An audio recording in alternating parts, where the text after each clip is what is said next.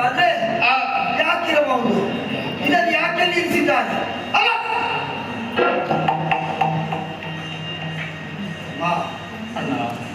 ಕೇಕೆಯಲ್ಲಿ ನಾವು ಕಂಡ ಕನಸು, ದಾರಿಯಲ್ಲಿ ನಾವು ಬರುವಾಗ ಕಂಡ ಅಪಶಕುನ, ಯಾವತ್ತು ಲೇಖನವನ್ನು ಬರೆದ ಅಪ್ಪ ಲೇಖನ ಬರ್ತದಲ್ಲ, ಅಲ್ಲ ಗುರುಗಳು ಲೇಖನ ಬರ್ತದ್ದು.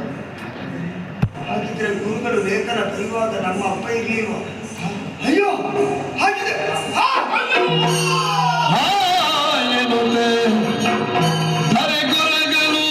ಕುಲಗುರು ನಡೆದರು ತಪ್ಪೇಳಿದರೆಲ್ಲ ಸಂಗತಿಯ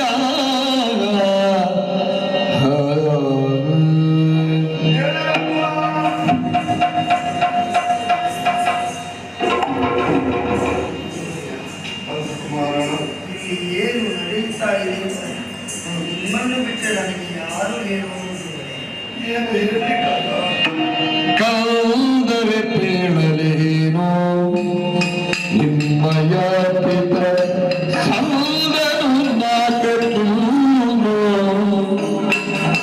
ಮುಂದೆ ಗೈಯುವ ಕಾರ್ಯವಾದ ಹೇಳುವೆ ಬಲ್ಲಿ ಮುಂದಾಗಿ ಮುರಗೈದುವ ನಾ ಪೀಳಲೇನು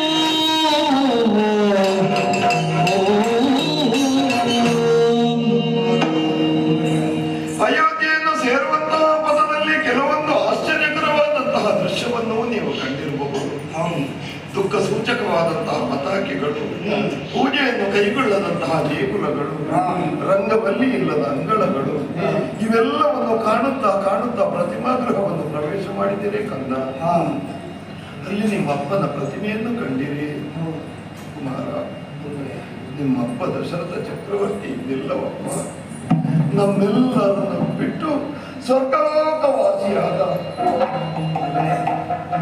ನಮ್ಮ ಅಪ್ಪ ಈಗ ಇಲ್ವಾ? ಇಲ್ಲ. ನಮ್ಮ ಅಪ್ಪನಿಗೆ ಸಾಯುವಂಥದ್ದವನಿಗೆ ಏನಾಗಿದೆ?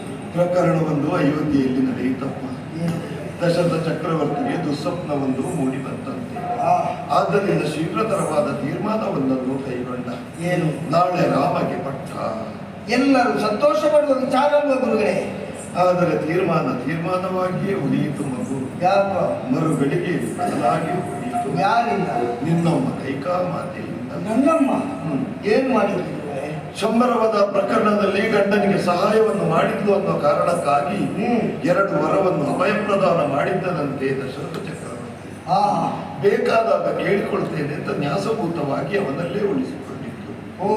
ಶ್ರೀರಾಮಚಂದ್ರನಿಗೆ ಪಟ್ಟಾಭಿಷೇಕವಾಗ್ತದೆ ಅನ್ನೋ ವದಂತಿ ಕೇಳಿದಾಗ